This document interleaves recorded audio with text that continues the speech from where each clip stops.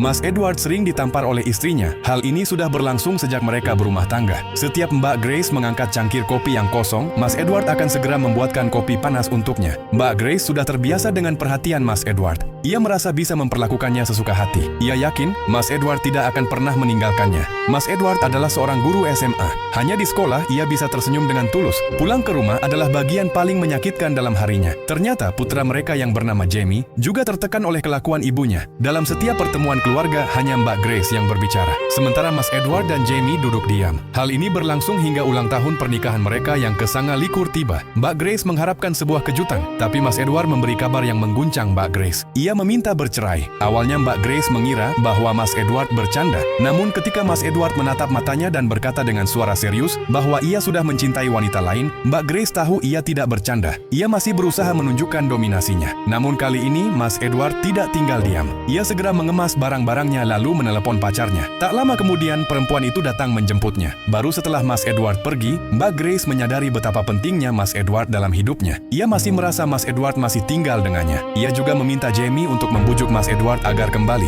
Namun Jamie menolak. Ia tahu kepergian ayahnya adalah keputusan yang benar.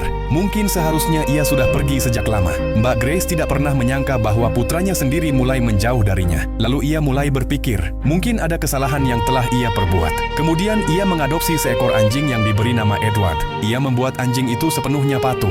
Jamie akhirnya merasa tenang melihat ibunya perlahan mulai berubah. Pada hari penandatanganan surat perceraian, Mbak Grace masih berharap Mas Edward akan berubah pikiran. Namun ketika ia mengetahui bahwa Mas Edward meninggalkan seluruh hartanya, ia mengerti bahwa Mas Edward tidak akan pernah kembali. Ia lebih memilih meninggalkan segalanya daripada tinggal bersamanya satu hari lagi. Mbak Grace kemudian mulai bekerja di sebuah layanan bantuan telepon, tempat ia mendengarkan masalah emosional orang-orang. Dengan mendengarkan kisah orang lain, ia perlahan mulai menyembuhkan luka batinnya. Suatu hari ia pergi ke rumah baru Mas Edward. Ia ingin melihat apakah Mas Edward benar-benar bahagia tanpa dirinya. Begitu ia masuk, Mas Edward panik. Ia mengira Mbak Grace datang untuk marah-marah lagi. Saat itu juga pacar Mas Edward keluar dari dapur.